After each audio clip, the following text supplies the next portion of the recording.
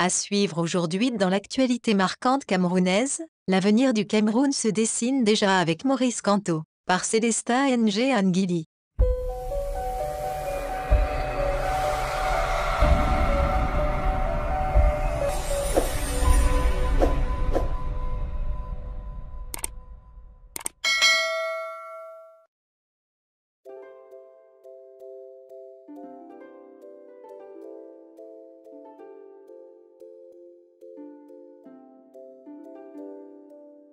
En effet, il y a un mois, je faisais un post où j'expliquais comment les mondes réels et les mondes virtuels se confondent, ce jour-là en parlant des vues Facebook. J'ai démontré que les puissants algorithmes des programmes informatiques tels que Facebook ou Google pouvaient nous permettre d'estimer dans le réel un nombre de manière exacte. Nous avions parlé de Kamto qui ce jour-là cumulait 25 000 vues sur Facebook. Mes contradicteurs m'ont répondu que ce chiffre ne voulait rien dire, parce que très peu de gens possèdent un téléphone portable, et que des milliers de gens dans l'arrière-pays suivaient le discours de Paul Biya. Ce que ces personnes ignorent, c'est que dans les techniques de sondage d'opinion, on a juste besoin d'une population de 1000 individus pour avoir une idée assez précise de ce que pourrait être la réalité. Oui, nous y sommes. La réalité, celle qui fait peur aux adversaires de Kamto. Vous avez vu à quoi a ressemblé le meeting de Paris à des milliers de kilomètres de leur terre natale? La diaspora a répondu présente à l'appel de Kamto. Que représente ce leader pour cette élite? D'abord, il faut savoir que ceux qui ne suivent pas Kamto se recrutent dans 3 catégories: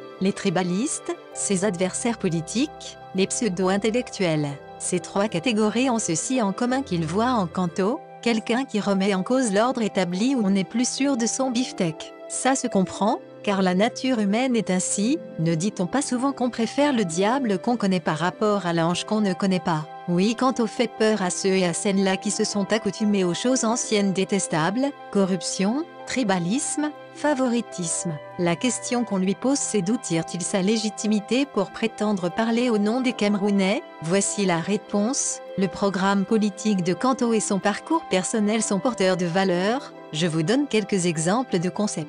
La République se définit comme quelque chose de commun et d'unique où la loi est au-dessus de tous les citoyens, de l'autorité de l'État et des autorités. C'est pourquoi l'État même peut perdre un procès face à un citoyen. Un autre exemple, les titres. Dans une république, c'est monsieur ou madame dans l'espace public. On abandonne les titres qui traduisent le trafic d'influence et tuent l'horizontalité de la citoyenneté. Certains qui sont contre la République veulent vous faire croire qu'ils sont de super citoyens au-dessus de la loi. C'est donc là que se situe le combat de Kamto. Les citoyens doivent se réapproprier la République. C'est ainsi que le symbole de Paris avec la place de la République a été choisi par Kamto. Kamto ne s'adresse pas qu'au peuple car cette notion est déjà tombée en désuétude. Peuple traduit populi de la Rome antique qui veut dire unicité de cœur ou pensée commune. Les utocistes l'avaient compris, eux qui parlaient d'union des populations du Cameroun à l'époque déjà. Revenons à Kamto, il s'adressait à l'opinion publique nationale et internationale. Cette notion traduit une perception ou plutôt une sensibilité commune des problèmes de société.